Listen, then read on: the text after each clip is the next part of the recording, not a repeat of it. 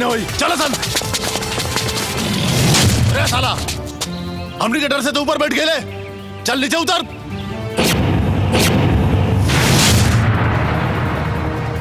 तो तोहरा एथी पर चढ़ी का? हम डर से नहीं की चढ़ल, हम गिनती करत तनी कि एगो हमारा मेहरारू के तिलक चढ़ावेला हमार सार कएगो बड़न जा। साला बियाह के पहले हमार ससुर हमरा के पिटवावे के उपाय लगा देलस। तो आज हमरा ससुर जी के भी पता चले के चाहिए कि उकर दामाद कितना बड़हन मरद बा। बुझाइल? रे जो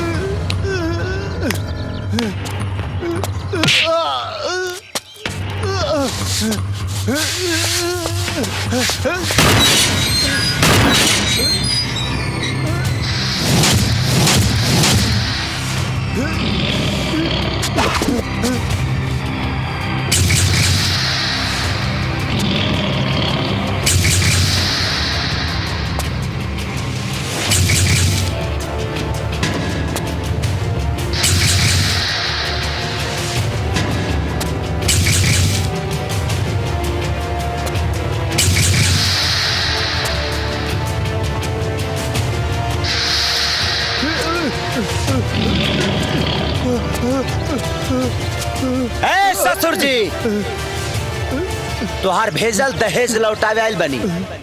बाहर आओ।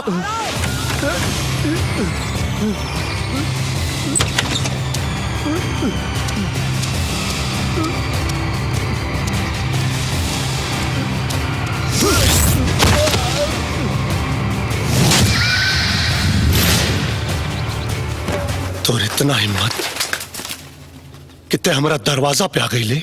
तोहार दहलीज का चाइना के बॉर्डर हके के 47 लेके आवे के पड़ी।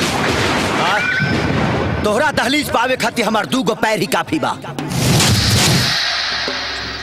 ई पहला मुलाकात है से बतियावता नहीं। गुंडा भेज के अपना होखे वाला दामाद के कैपेसिटी जानल चाहता रहा।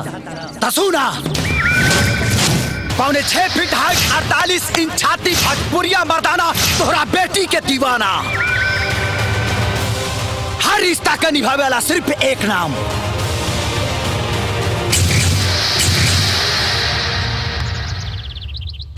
राम।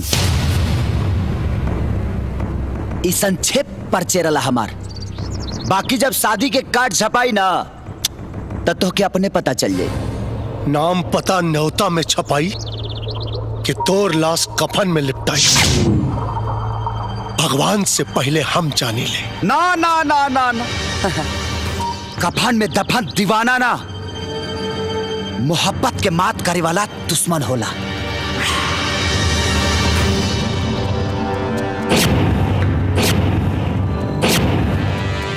जेब में 1 रुपया रोटी के और दीवाना करोड़पति लड़की हमार बेटी के। लेकिन हमें तोर दोस्त नहीं खे। सारा कसूर गरीबी क्या ते गरीबन का धंधा हो गया। अमीर घर के लड़की पटा के ओकरा मतारी बाप के मजबूर करके ब्याह करे के। सिर्फ पैसा खातिर, सिर्फ पैसा खातिर। पैसा? ससुर जी एगो बात हमार कान खोल के सुन ला। मारो के बांस फ्री में और तोहरा बेटी के मांग में पड़े वाला सिंदूर 100 रुपया और सिन्होरा 51 रुपया। और पंडित जी के बियाह कराई दक्षिणा 1 से 1 रुपया। कुल मिला के 153 रुपया 4 आना में बियाह कंप्लीट। और हम उतना पैसा अपना जेब में 24 घंटा लेके चली ले। और एगो और बात, तोहरा बेटी के प्यार बन के दिल में आइल बनी और कार में बैठ के आई तुहार दामाद बन के।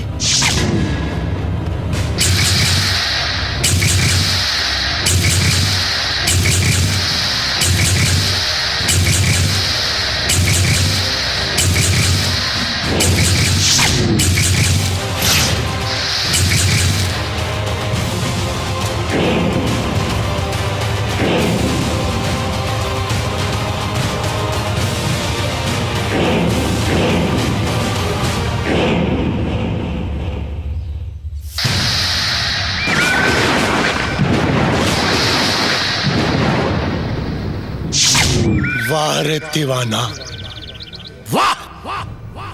तोरा दीवानगी के सलाम। आज देख लेनी साला, एक बाप के दुलार प्रेमी के प्यार के आगे झन से टूट गई। लेकिन ये तोरा मालूम नहीं कि जौना मासूका के धड़कन से तोर दिल धड़का था, जेकरा मोहब्बत तोरा रग रग में बसता, ओकरा सांस के एक एक लड़ी कयामत के कड़ी से जुड़ल बा, कयामत के कड़ी से जुड़ल बा।